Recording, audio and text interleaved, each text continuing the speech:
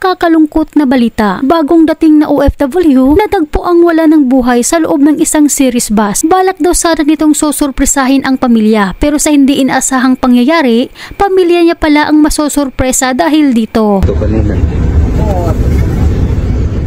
Ayon kasi sa post ng nakasabayan nitong ating kabayan sa series bus, kinilala umano ang OFW na si Welma Usa na taga-barangay San Isidro, Negros Occidental, nakakarating lang sa Pilipinas. Sumakay umano itong ating kabayan sa Cebu South Bus pa Dumaguete. Nakita umano ito ng konduktor na masama ang pakiramdam at nagsusuka simula daw ng kanilang biyahe. Nanghihingi umano ito ng tulong sa mga kasabayang pasahero dahil sa parang hihimatayin umano siya.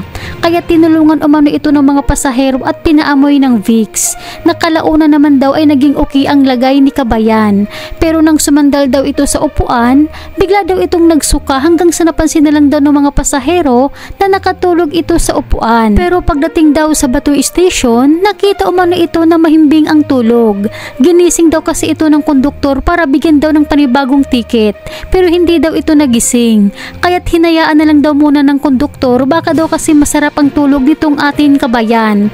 Pero kalaunan ay nagtaka umano sila dahil hindi man lang daw ito gumalaw at hindi man lang daw nabago ang posisyon ng pagtulog ni kabayan.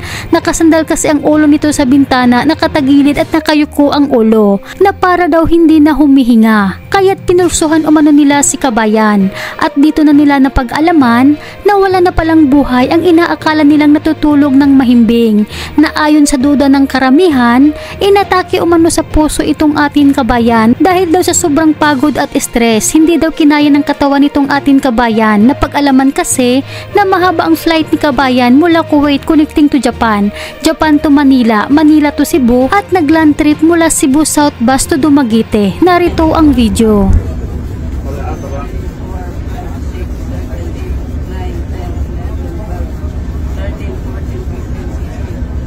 17,000. 17,000. Pag-course dito. Napa na iswalit ka kanina eh. Napa dito kanina.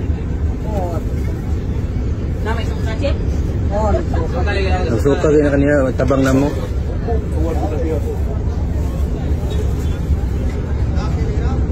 Wala na lang ito. Katusara na ito. Kita chip. Ito wallet na dito kwarta. Wala? Wala na rin.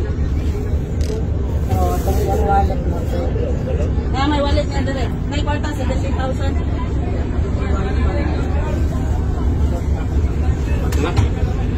May buwan kita. Ako na ito dito sa